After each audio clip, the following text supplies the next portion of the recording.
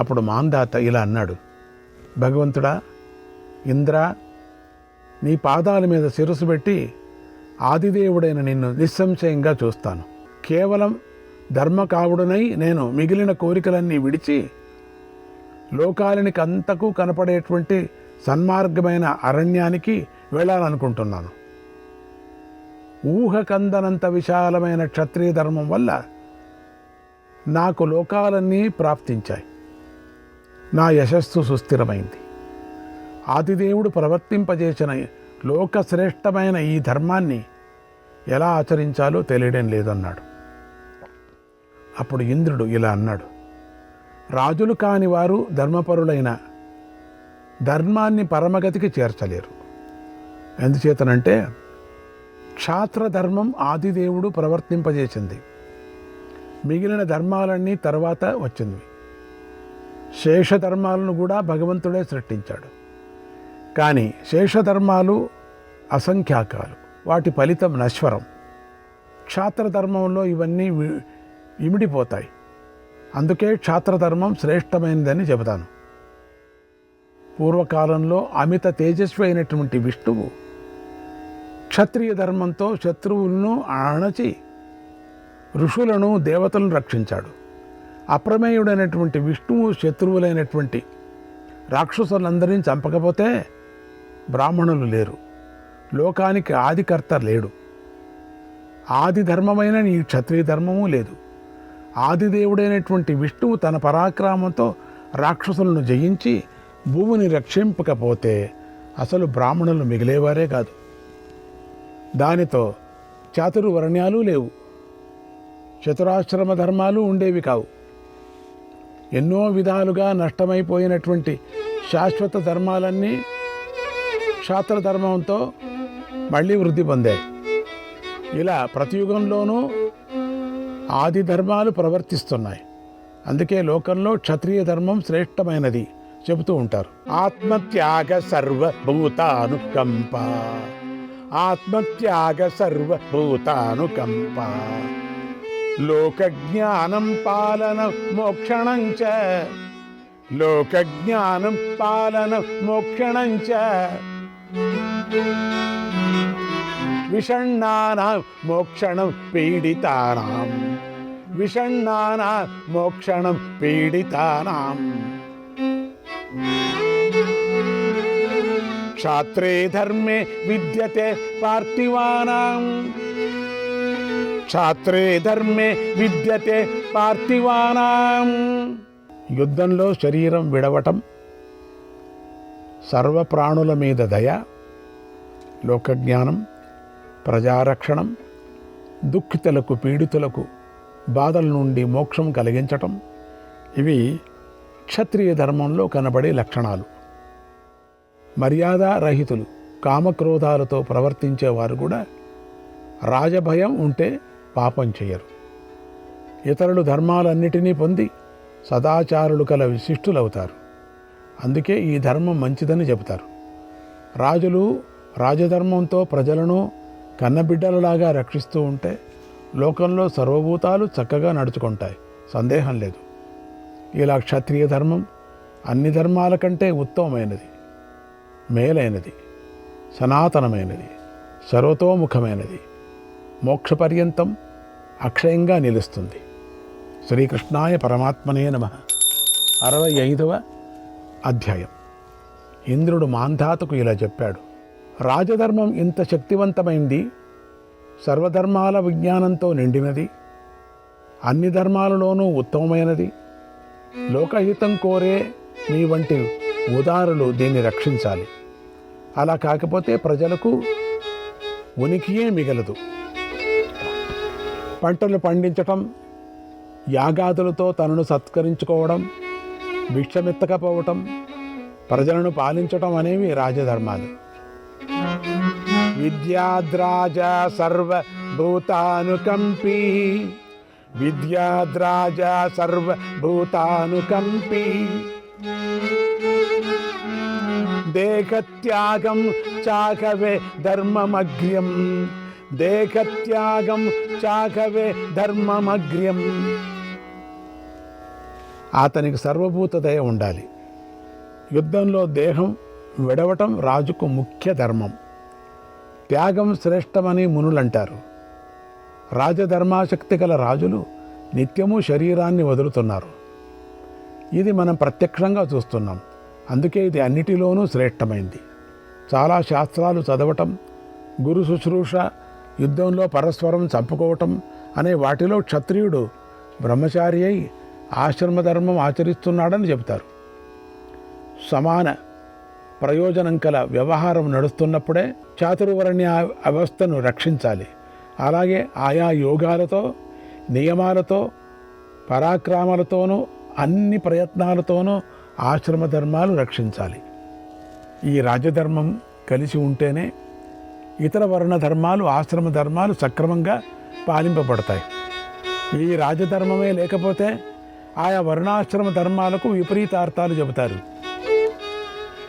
నిర్మర్యాదాన్ నిత్యమర్ధే వినిష్టాన్, నిర్మర్యాదాన్ నిత్యమర్ధే నివిష్టాన్, ఆహుస్తాన్ స్థాన్ why పశుభూతాన్ మనుష్యాన్, పశుభూతాన్ మనుష్యాన్. ఆశ్రమ ధర్మం కంటే కూడా క్షత్రియ ధర్మం శ్రేయస్కరమైంది. వాళ్ళు దండనీతి పెడతారు కాబట్టి. తమకు గతి అయినటువంటి వేదాధ్యయనం చేయడం, తమకు తగిన ఆశ్రమాలను పొందటం బ్రాహ్మణునికి ముఖ్య కర్తవ్యాలు. 4 ఆశ్రమ ధర్మాలను, వేద ధర్మాలను బ్రాహ్మణుడు అనుసరించవచ్చును. ఇతరులు ఎవరు ఎన్నడూ అనుసరింపరాదు. మరొక విధంగా ప్రవర్తించే వాడికి బ్రాహ్మణ వృత్తి కల్పించబడదు.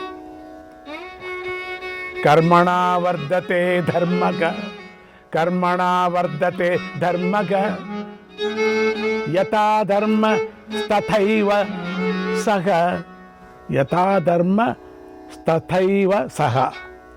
కర్మచేతనే ధర్మం వృద్ధి పొందుతుంది. ధర్మాన్ని మానవుడు ఎలా వృద్ధిపరుస్తాడో అలాగే అతడు కూడా వృద్ధి పొందుతాడు. తనకు విరుద్ధమైన కర్మ ఆచరించే బ్రాహ్మణుడు గౌరవార్హుడు కాడు. తన ధర్మాలను ఆచరించని వాడిని నమ్మరాదని అంటారు. ఈ ధర్మాలన్నీ అన్ని వర్ణాలను కలిసిపోయాయి. వాటిని క్షత్రియుడే ఉద్ధరించాలి. అది క్షత్రియ ధర్మం. అందుకే రాజధర్మాలు ఉత్తమాలు. నా మతంలో క్షత్రియ ధర్మంలో బలపరాక్రమాలు ప్రధానాలు అని ఇంద్రుడు అన్నాడు. మాంధాత చెప్పాడు, యవనులు, కిరాతులు, గాంధారులు, చీనులు, శబరులు, బర్బరులు, శకులు, తుషారులు, కంకులు, పప్లవులు, ఆంధ్రులు, మద్రకులు, పౌండ్రులు, పులిందులు, టమఠులు, కాంబోజులు, బ్రాహ్మణ క్షత్రియ జాతులు, వైశ్యులు, శూద్రులు, అన్ని దేశాల్లో ఉన్న మానవులు ధర్మాలు ఎలా ఆచరిస్తారు? వారిని నా వంటి వారు ఎలా నిలదొక్కుతారు? దీన్ని నేను వినాలనుకుంటున్నాను. నాకు చెప్పు. ఇంద్ర, నీవు మా క్షత్రియులకు చుట్టానివి. అంటే దొంగతనంతో ఆశ్రయించారంటే ఏమిటి అర్థం? క్రమాలు తప్పి వాళ్ళ ధర్మాన్ని వదిలిన వాళ్ళు దొంగలు అని చెప్పారు అంతే. ఇక్కడ దొంగతనం అంటే దొంగ దింగచటం కాదు, ఎతకపోవటం కాదు. అక్కడ దొంగలంటే వాళ్ళ ధర్మాన్ని ఆచరించిన వాడికి దొంగ అంటారు. అప్పుడు ఇంద్రుడు ఇలా అన్నాడు, నీవు చెప్పిన దొంగలందరూ కూడా ఎవరెవరో చెప్తాను. తల్లిదండ్రులు సేవ చేయాలి, అప్పుడు దొంగతనం కాదు. వాళ్ళకు ఆచార్యులను, గురువులను, ఆశ్రమం వాసులను సేవించాలి. వాళ్ళు సేవించరు కాబట్టి దొంగలు. దొంగలందరికీ రాజులను సేవించడం కర్తవ్యం, అప్పుడు దొంగలు కాదు. వేద ధర్మక్రియలన్నీ ఆచరించడం వారికి విహితమైన ధర్మం, వాళ్ళకి అదే నిజమైన ధర్మం, అప్పుడు దొంగలు కాదు. పితృయజ్ఞాలు చేయాలి అంటే మాస్కం చేయాలి. ఒక ఫోటో పెట్టుకొని ఆ రోజు ఎవరు పితృడు పోతాడో వాడికి ఒక గోగ్రాసం ఇచ్చినా చాలు. నూతులు త్రవించాలి, ధర్మశాలను నిర్మించాలి. తగిన సమయాల్లో విప్రులకు దానాలు ఇవ్వాలి. అహింస, సత్యం, క్రోధం లేకుండా ప్రవర్తించడం, వృత్తుల వారి ఆదాయాలను రక్షించడం, పుత్రులను భార్యలను పోషించడం, శుచిత్వం, ఎవరికి ద్రోహం చేయకపోవడం, ఇవన్నీ దొంగలకు కూడా ధర్మాలే అన్నారు. చూసారా? ఐశ్వర్యం కోరుకునేవారు యజ్ఞాలన్నిటిలోనూ దక్షిణలు ఇవ్వాలి. దోపిడీదారులందరూ పాకయజ్ఞాల్లో కూడా పాల్గొని దక్షిణలు ఇవ్వాలి. ఇవి సర్వలోకానికి కర్తవ్యాలన్నాడు. అప్పుడు మాందాత ఇలా అన్నాడు, మనుష్యలోకంలో అన్ని వర్ణాల్లోనూ దొంగలు కనిపిస్తారు. 4 ఆశ్రమాల్లోనూ కూడా వేర్వేరు రూపాల్లో దొంగలు కనిపిస్తారు కదా. ఇంద్రుడు అప్పుడు ఇలా అన్నాడు, దండనీతి నశించి రాజధర్మం నిర్వర్తింపబడకపోతే రాజు యొక్క దుష్టత్వంతో ప్రాణులందరూ మోహం పొందుతారు. ఈ కృతయుగం వెళ్ళిపోతే భిక్షువులు వేరువేరు వేషాల్లో అసంఖ్యంగా సంచరిస్తారు. లోకులు కామక్రోధాలతో ప్రేరితులై చెడు మార్గాలతో ప్రవర్తిస్తారు. పురాణాలు ధర్మాల పరమగతులను వినక తప్పుదారి పడతారు. యదా నివర్త్యతే పాపః దండనీత్య మహాత్మభిః దండనీత్య మహాత్మభిః తదా ధర్మో న చలతే తదా ధర్మో న చలతే సద్భూత శాశ్వత పరః సద్భూత శాశ్వత పరః. మహాత్ముల దండనీతి చేత పాపం తొలగిపోయినప్పుడు పరమోత్కృష్టమైన సనాతన ధర్మం క్షీణించి పోకుండా స్థిరపడుతుంది. సర్వలోక గురువైనటువంటి రాజును అవమానించేవాడు చేసిన దానం, హోమం, శ్రాద్ధ ఎన్నడూ ఫలించవు. మనుష్యులకు అధిపతి సనాతనుడు, ధర్మం కోరే దైవస్వరూపుడైనటువంటి రాజును దేవతలు కూడా అవమానించరు. భగవంతుడైన ప్రజాపతి ఈ లోకమంతా సృష్టించాడు. ధర్మాల ప్రవృత్తి నివృత్తుల కోసం క్షత్రియ జాతిని సృష్టించాడు. అలా సాగుతున్న ధర్మ గమనాన్ని బుద్ధితో స్మరించేవాడు నాకు గౌరవింపదగినవాడు, పూజింపదగినవాడు. ఆ విషయంలోనే క్షత్రియ జాతి ప్రతిష్ఠింపబడుతుందని ఇంద్రుడు అన్నాడు. భీష్ముడు ఇలా అన్నాడు. ఇలా అని ఆ ప్రభువు దేవగణాలతో అక్షరము శాశ్వతము అయినటువంటి విష్ణు భవనానికి వెళ్ళిపోయాడు. ఈ విధంగా ప్రాచీన కాలంలో విష్ణుమూర్తి రాజధర్మాన్ని ప్రవర్తింపజేశాడు. దాన్ని సత్పురుషులు ఆచరించారు. ఇది ఇలా ఉండగా మనసున్న పండితుడు ఎవడైనా క్షత్రియ ధర్మాన్ని అవమానిస్తాడా? ప్రవృత్తి పరాలు నివృత్తి పరాలైనటువంటి ధర్మాలు అన్యాయంతో మధ్యలోనే నశించిపోతాయి.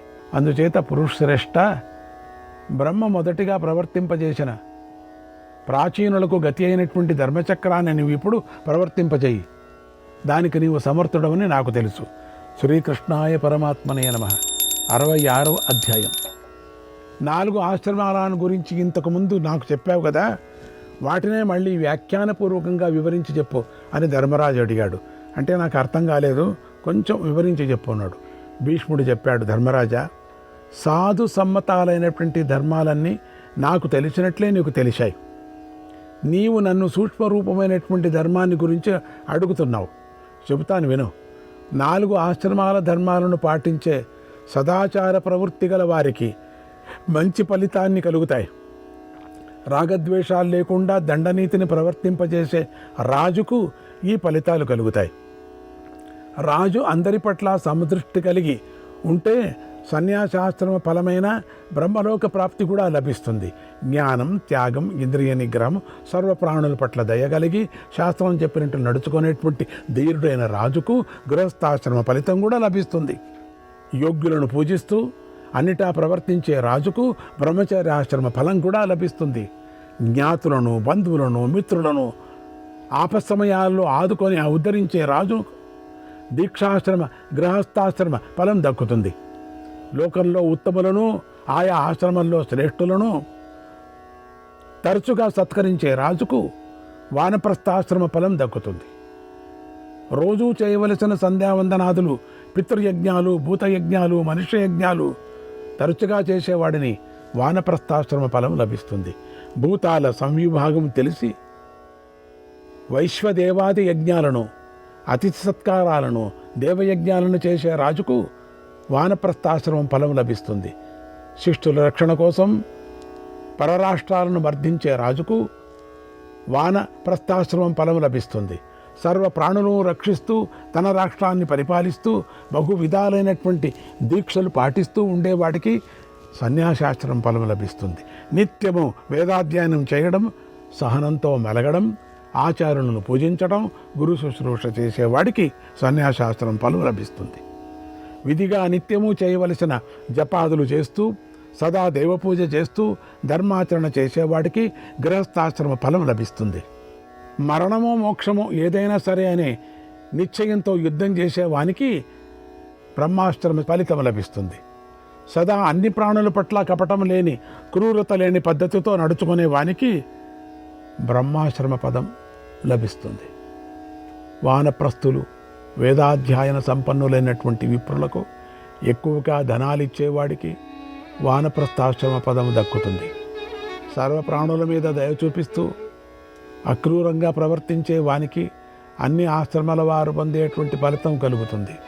ధర్మజ, బాలులను, వృద్ధులను సర్వావస్థలలోనూ దయాపూర్వకంగా సేవించేవానికి సర్వాశ్రమాల ఫలితం కలుగుతుంది. ఇతరుల బలత్కారానికి లోనైన ప్రాణులను శరణు కోరి వచ్చిన వారిని సంరక్షించేవారు గృహస్థాశ్రమ ఫలం పొందుతారు. చరాచరలైన సర్వభూతాలను రక్షించడం, ఆయా శ్రేష్ఠులకు యథార్హమైనటువంటి పూజ చేయటం, వీనివల్ల గృహస్థాశ్రమం ఫలం చేకూరుతుంది. శ్రీకృష్ణాయ పరమాత్మనే నమః.